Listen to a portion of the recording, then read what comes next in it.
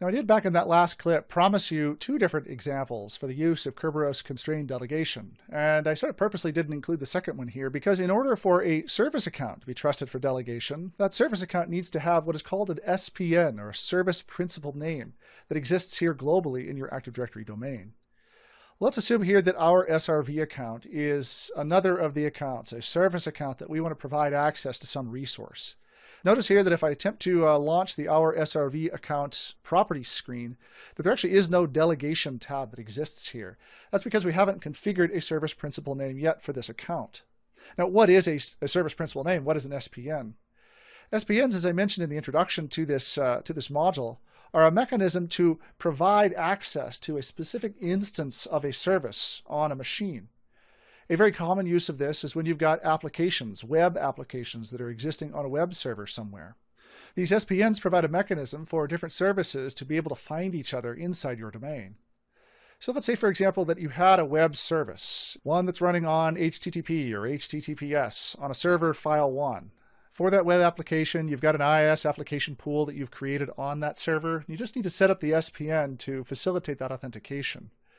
The command you need to use is set SPN, and then the -A command. Let's assume, for example, that our app is called app1, and it exists on that server file 1. This web application, whether it's HTTP or HTTPS, will use the HTTP designator. For our application, let's call it app1.company.pri. We will then need to configure the SPN to point to file 1. What this will do is configure this here in Active Directory so that we now can actually use that as a point of authentication. Now, this configures that SPN on file 1 for the application that we've created, app1. But in some cases, you may need to configure it not to a server, but instead to a service account.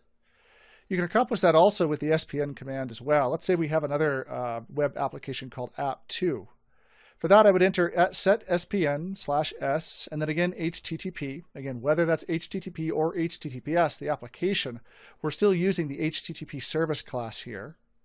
I'll direct that to app2.company.pri, and instead of pointing it to, again, that server, let's instead direct it to our service account, which would be company/our SRV-ACCT.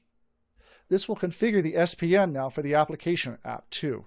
Once we've now registered that SPN here for our application app2, we can now further constrain down what we want that service account to be able to do by configuring Kerberos delegation. This is now the second of the two examples I promised you back in that last clip. Let me hit the F5 button here so that I can refresh the screen and then open up again our SRV account, the property screen associated. Where here again you can see the delegation tab and the fact that we can now trust this user for delegation to specified services. It's at this point where I may enter in the computers or other users and the services on those computers where I want to trust this user for delegation. Now, in most circumstances, you won't find yourself adjusting these except if you're told to by an application vendor. One such example, as I mentioned before, is anytime you're dealing with Hyper-V live migration. Configuring the appropriate permissions requires configuring constrained delegation. Same holds true if you're trying to install a VMM server that sits over the top of your Hyper-V hosts. For the purposes of the 411, I think what's most important is to understand where you would accomplish these tasks more so than why, so that you know when you're told that you need to configure constrained delegation, you'll know where to accomplish it here in Active Directory users and computers.